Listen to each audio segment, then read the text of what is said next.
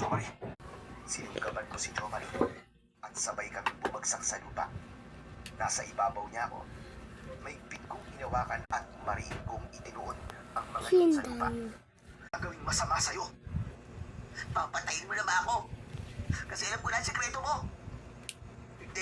Hindi ako papayag na magtagumpay ka sa plano mo. Yung Tulong! Lando. Tulungan niyo ako!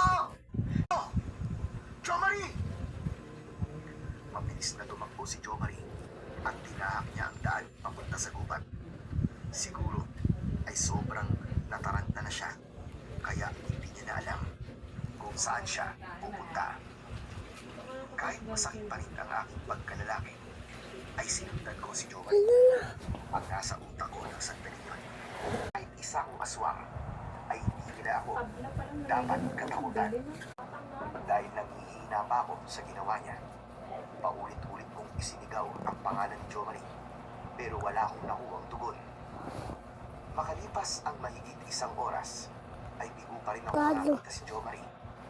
Doon ko na tinanggap na hindi ko na siya makikita at hindi na ako magkakaroon ng pagkakataong magpaliwanag sa kanya. Napagtanto ko rin na walang silbi kahit magpaliwanag ako kay Jomari. Sa sobrang kitid kasi ng utak niya, umalambagsak ang balikat na bumalik ako sa aking bahay. Umupo ako sa isang sulok at napatulala ako. Natakot ako sa mangyayari bukas ng umaga. Sa oras na sabihin ni Jomari sa lahat na isa akong aswang, ay wala akong magagawa. Si Kuya Jomari po. Si Jomari?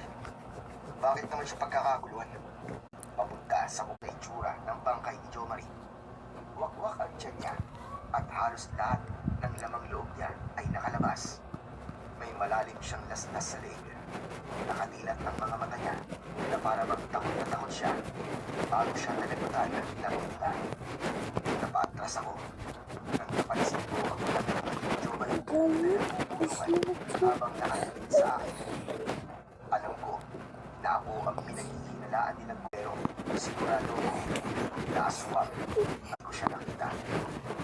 Umalis na ako sa kumpulan ng mga tao at nakatulala akong naglakad. Napapitlag ako.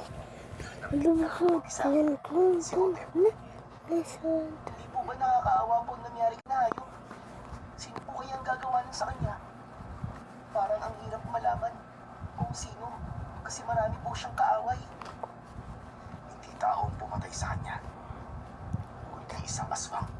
Ano po? Aswang? Hindi naman po totoong aswang, di ba? Totoo sila, Otep.